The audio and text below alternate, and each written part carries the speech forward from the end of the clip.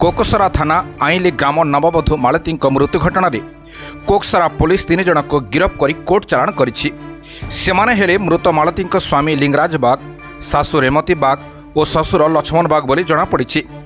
सूचनार प्रकाश कि कलाहांडी जिला अमपाणी थाना अंतर्गत काउडला ग्रामर गगने छतिया झील मालती को आईली ग्रामर लिंगराज बाग सहित गत मार्च मासरे सामाजिक रीतिनीति अनुजाई विवाह करथिले।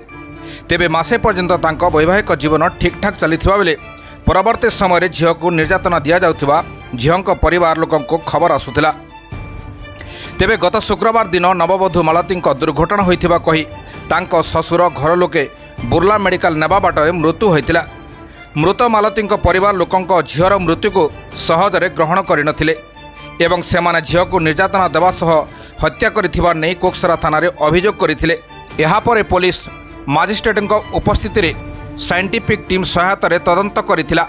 विभिन्न दिगरु तदंत पर सोमवार उक्त घटना रे सासू ससुर और स्वामी को कोर्ट चालाण करिथिबा कोकसरा थाना पक्षरु सूचना मिलिछि।